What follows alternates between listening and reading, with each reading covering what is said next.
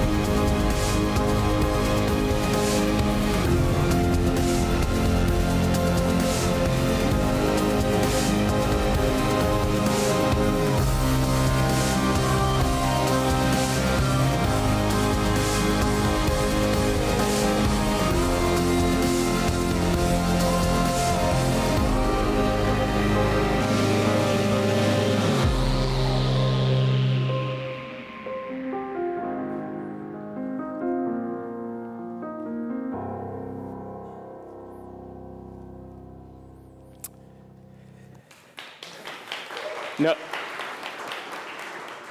All credit for that goes to Melody Sheep, who's an amazing artist. And the reason I like starting this way is because we often forget that we are at the culmination of a very, very long history of the universe becoming aware, of the universe producing you and other things. So shorting it's often really useful to look back and to look forward. And so if we look back and we think of not just the last 5 years or the last 10 years, but we try to really look back at our history, and we think about things a million years ago, we can think of the technologies and things that shaped us and things that changed from the past. We can think of those shifting, and by 100,000 years ago, things started to look pretty different. We started to organize in various different ways. Things started picking up speed around 10,000 years ago with different kinds of innovations. And so on, it kept getting crazier and crazier and crazier and crazier and crazier. And so this is an incredible speed of development, and it's hard to understand where all of this is headed. If you try to do this towards the future, this is an exercise in futility because it's extremely difficult to predict what is going to happen. But we can try. Well, we can at least look ahead a little bit, and we can think of, say, hey, we have a lot of automation going on. We have a lot of AR and VR coming, potentially. We have, finally, the space race is back on. And we have a whole bunch of similar kinds of innovations that seem tractable. Maybe a little bit further out, we have things like human augmentation and different kinds of machine learning and narrow AI that is going to augment what we can do. Perhaps we'll start colonizing other planets. We started getting into like the 100-year mark, and that gets really fuzzy. Will we get nanotech? Will we be able to assemble anything we want? Will we be able to program the genome? Will we be able to create digital artificial intelligence? These are like the fundamental questions that are going to be decided upon the next roughly 100 years.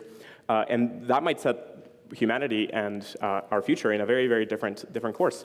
What will happen after that? Will we figure out how to go faster than space travel? Will we make rogue AIs that will be evil, or from our definition of evil? Or will we make benign things? Or what exactly is going to occur? It's extremely difficult to predict. So contrast this. We can't really fathom what's going to happen 1,000 years in the future. And yet, the past looks very, very understandable to us. We can trace the path of progression. So the future is very, very nebulous, and it's unclear what will occur. You try to do this further ahead, and it's just we cannot at all predict what might happen. Maybe we'll create Dyson spheres. Maybe we'll travel to across the stars.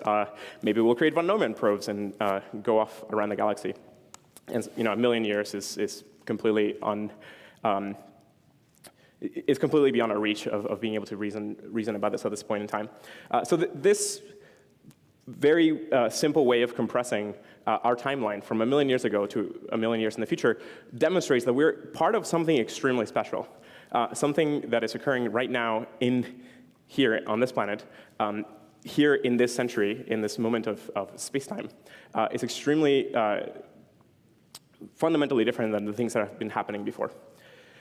So I want to talk about computing for a moment, and computing in IPFS. I think a lot of people think about computing in terms of the printing press. They compare computing to an invention that managed to create all kinds of knowledge distribution and create different notions of communication across all different kinds of societies. And then people are like, well, maybe not. Maybe it's actually more impactful than that. Maybe it's something like writing. Writing was actually much more important as an innovation than the printing press. The printing press accelerated the distribution of writing. But writing itself gave us culture and a way to write it down and pass it on beyond kind of oral traditions. Before that, hey, maybe language itself. Could computing compare to the invention of language, the ability to create abstractions and communicate them to each other, the ability to learn together? I actually think that these are all off, and that in reality, computing is something as fundamentally important as biology itself. So we can think of the invention, in a sense, the invention by just replicators, that invention of the ability of an organism, of something material to start to evolve and to produce the wealth of biodiversity that you see around you, and that's the kind of impact that something like that kind of an innovation can have. And so that's how I think we should be thinking about computing, is that level and that scale of an innovation. In a very short amount of time, computing has gone from just a whole bunch of machines in huge rooms that you had to kind of wire together in like very simple mechanisms, all the way to having supercomputers in your pocket so that you can look at all kinds of information and do all kinds of super powerful things.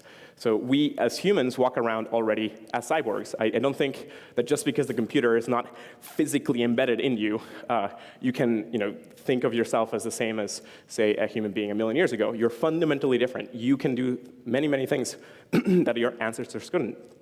And so that's something that we've already begun that kind of transition. So let's blaze through the history of computing, and I'm not going to talk about this. We'll just kind of we'll look at it. It's more around the relationship. The thing I wanted you to take away is the relationship between programs, data, and computers. In the beginning, there was a big machine, and we loaded it up with a bunch of data and programs, and we produced more data. We took a function and applied it to some numbers, and we got more numbers. And then we decided that we wanted to do that a lot, and we invented ways of combining these things. And we invented the way of having functions calling each other. And then we dealt with the fact that some of these functions might be problematic and might clobber other functions. And so we figured out how to create a sane way of sharing programs and sharing data. And then we said, hey, it would be really nice to not have to go to this huge room and interact with this huge device all the time. So what if I put a screen in some other room and I run a cable to this big room? And that was a great idea. And so a lot of people started doing that. And other people said, hey, what if we make more of these really big room computer things and we distribute them around the planet? And there were a bunch. There were probably around 12 in one moment, and for a decade or so, there were basically somewhere between 5 and 12 really big computers that people used. This was very successful, but then people said, hey, what if we could wire these really big room computer things to each other? And that was the beginning of networking. And that created the possibility of certain computers being able to call each other and store information and transmit it and so on. So we got the beginning of multiprocessing.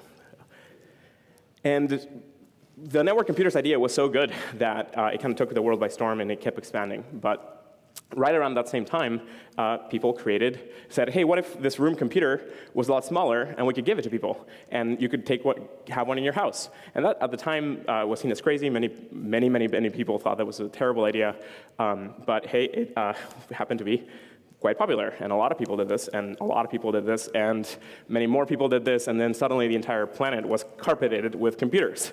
But there was also a very significant shift when we went from this to plugging all of these computers that people now suddenly had in their homes or in their offices and so on to have them work together. So the internet had this significant evolution as well.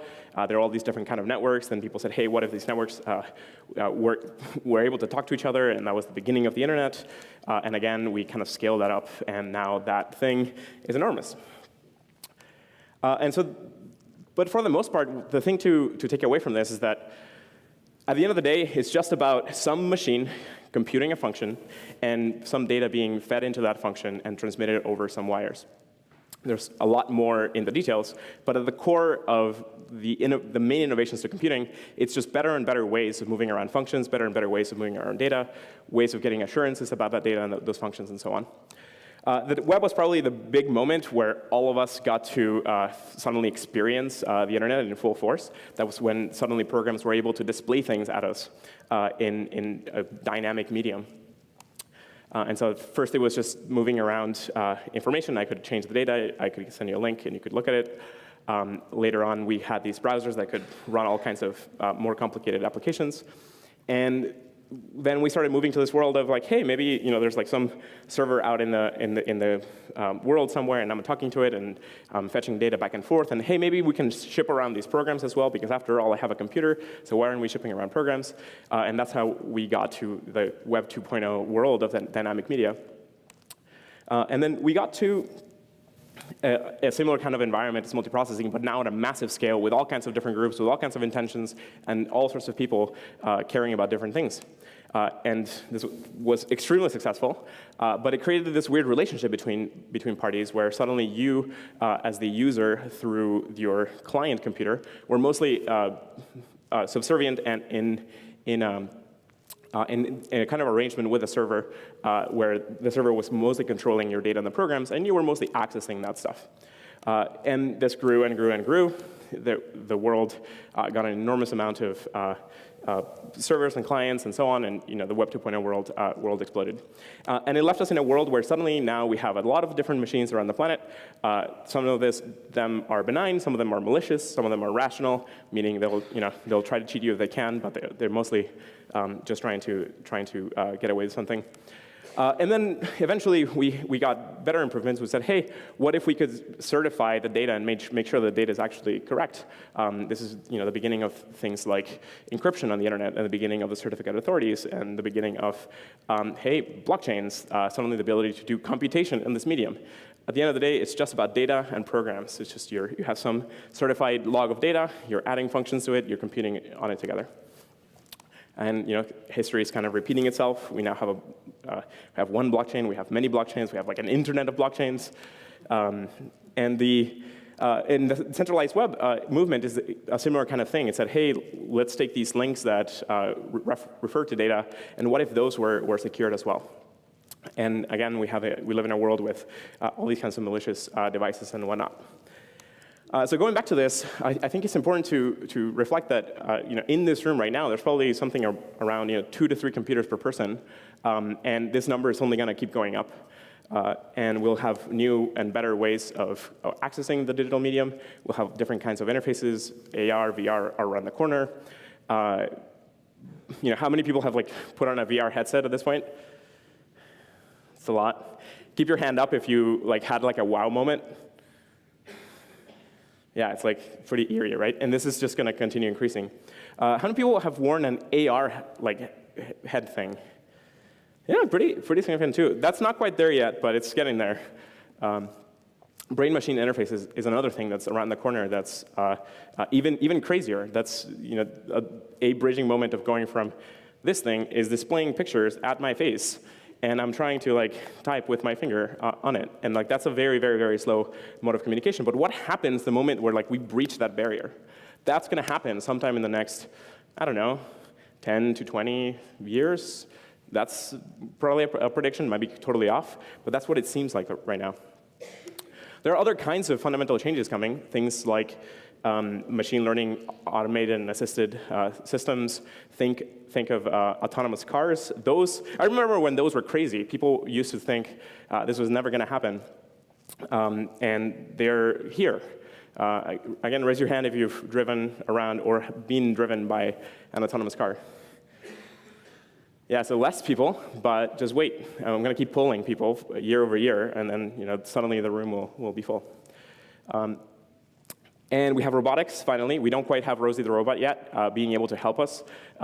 Or we don't have the Lost in Space robot that can befriend you and take you and protect you from evil aliens and so on. But we suddenly now have the first few systems that can actually be somewhat robust to the environment around them. And that's that's one of those things waiting to happen that it looks kind of dumb and looks kind of silly and that's never going to happen. And suddenly the world changes a lot. Who remembers when Palm Pilots were around and people kind of laughed at them, right? But now everyone has one of these. Probably one of the most fundamental things that shifted and changed things was or at least in the last few years, one of the most important things that has happened is the development of machine learning systems that can do complex reasoning.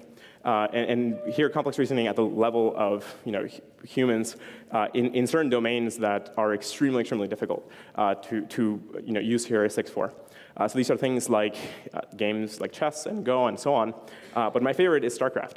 So I think last year, DeepMind, I think using a week of training, managed to create systems that were able to beat world champions.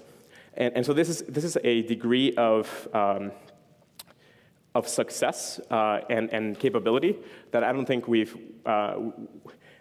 fully understand and grok what this kind of thing is going to be able to do later on. All kinds of systems that can be automated, things like traffic control of all kinds, and so on can happen. How many of you are familiar with StarCraft? It's hard, right? You have to maintain an economy, you have to know how to scout, you have to go around counter strategies and all this kind of stuff. That's not easy. And so that promises very significant changes and improvements to AI and machine learning as well. So those are very significant fundamental shifts coming. Now let's think about the internet for a moment as it exists today. A lot of people shown in this slide, or imagine the people in those buildings, are like you and have a lot of devices. Usually 1 to 2 right now is kind of the average in a lot of these cities. Usually people have a smartphone and have a computer. This is very different from 20 years ago, and it's, again, only going to increase. So think for a moment how much of your life and your personal work and relationships and so on are maintained over devices. How much of that depends on the continued operation of the programs that you use day to day and the continued operation of the networks. And what kind of properties can malicious actors bring to those systems and completely change or subvert your expectations of your daily life?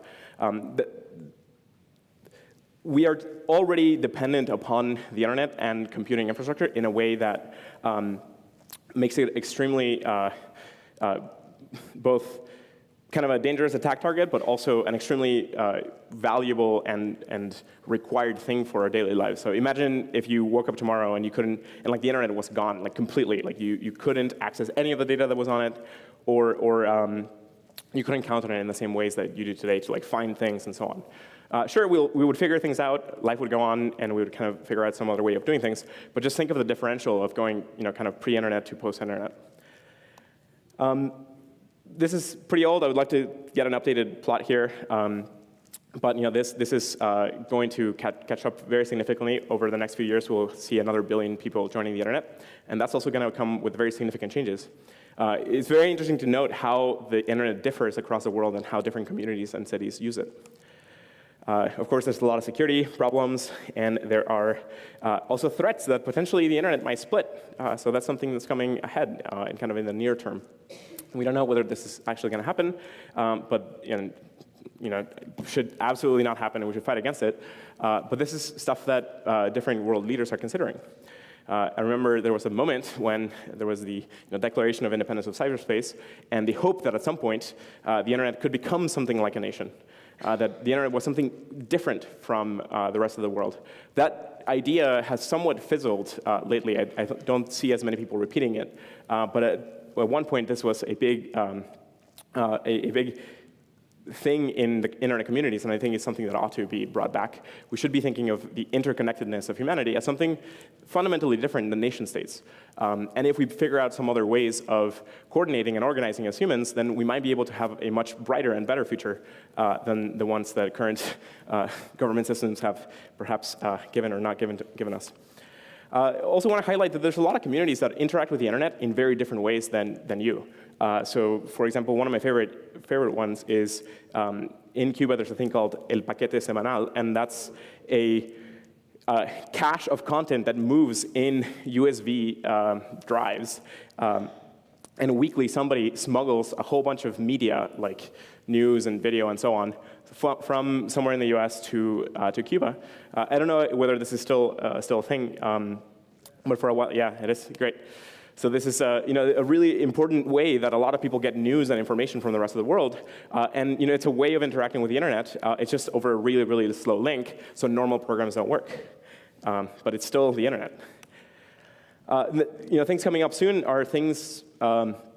Suddenly we'll have biomedical devices. Think of IoT, but suddenly IoT in not just in your house, like screwing up everything, but IoT in your body, potentially screwing up everything, right? So this is. I believe now there are some devices that either are IoT connected now or will soon be, which is kind of crazy. But what this sort of brings in is that these devices that are currently outside suddenly may not be in a very near future. We also have hopes that the internet will reach other planets and so on. So what I want to drive to is that the future is whatever you make it. So hopefully make it a good one, and this is entirely in your hands. Every single major innovation in computing history has been due to usually starts with a single person or a small group, and it grows from there to a large community of people that have some transformative change. And so at the end of the day, it's you who is going to be deciding whether or not we have a good future or a bad future, and I hope that you help build a really good one.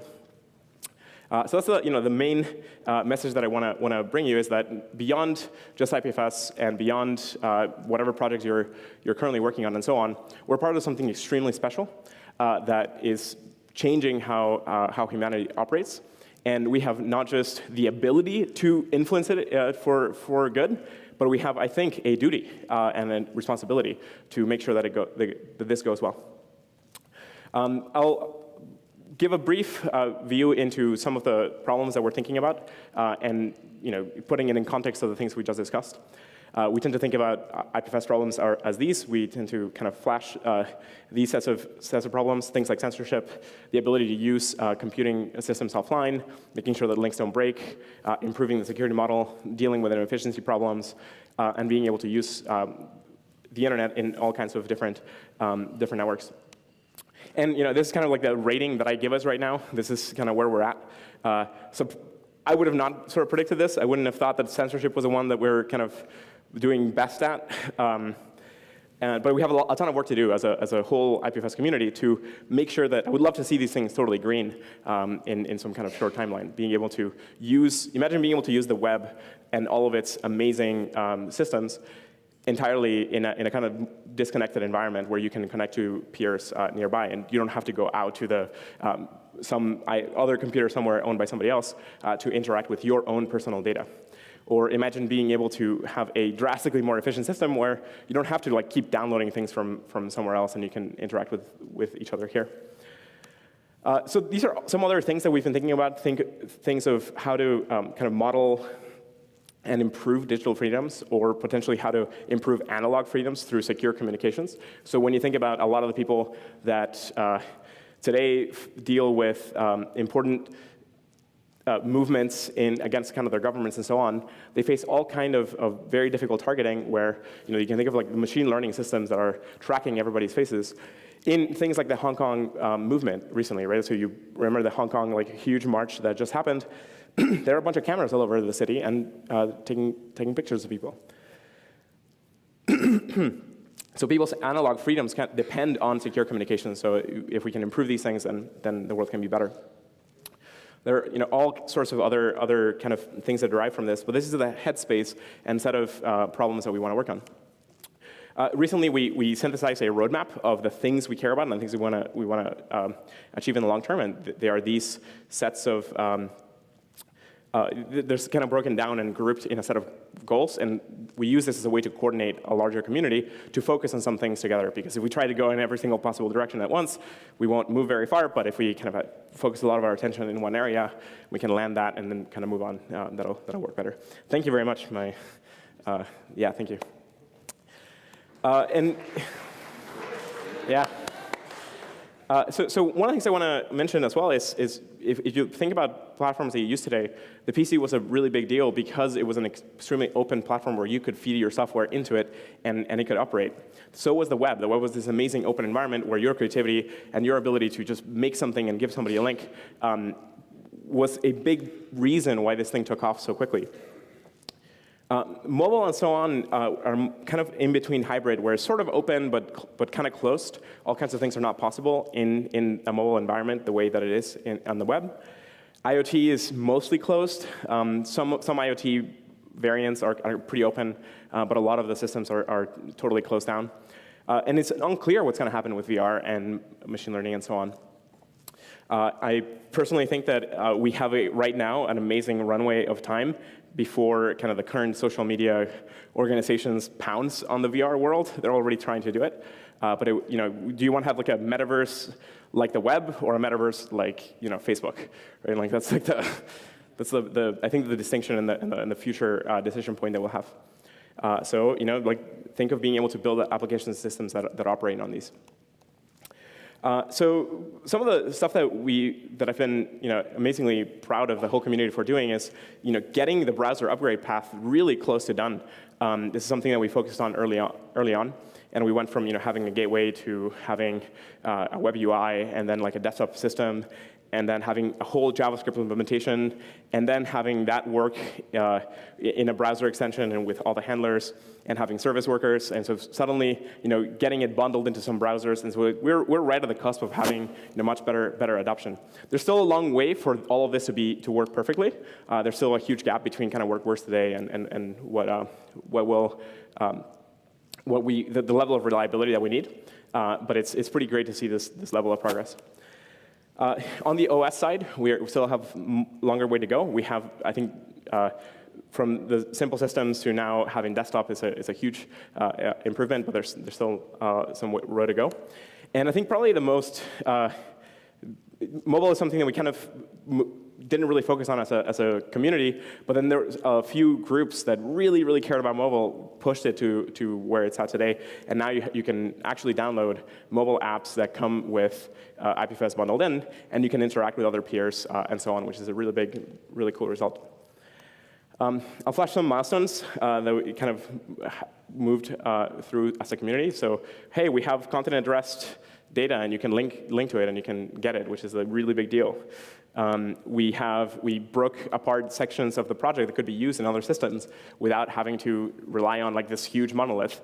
Instead, you can pull out pieces and start reusing them for other components. That's a big result.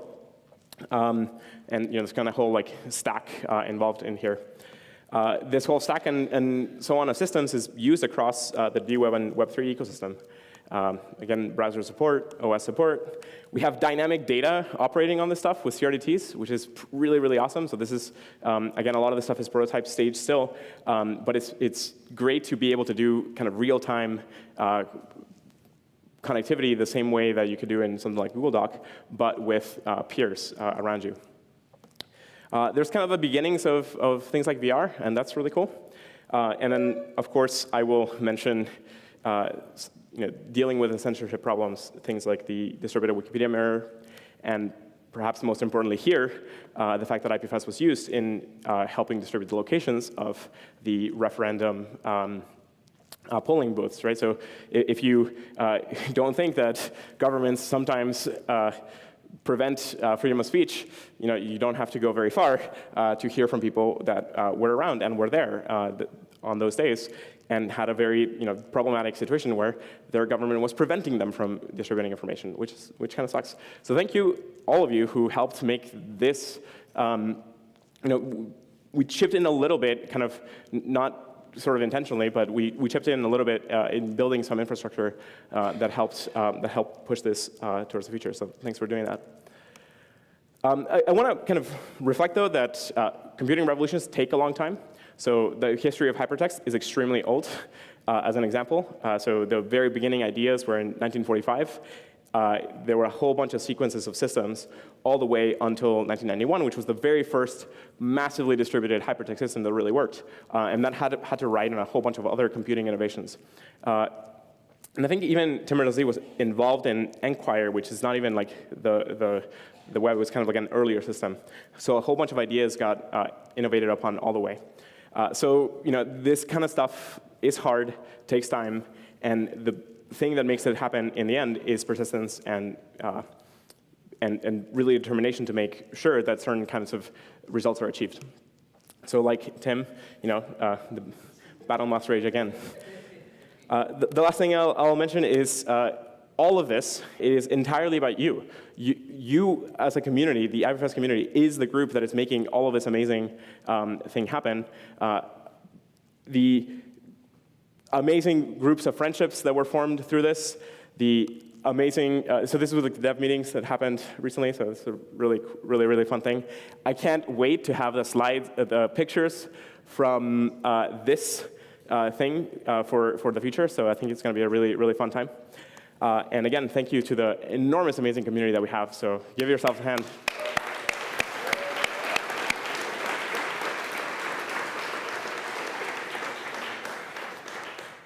It's really this was a picture that I used at the very beginning, so thanks for joining the Fellowship of IPFS, and let's have some fun.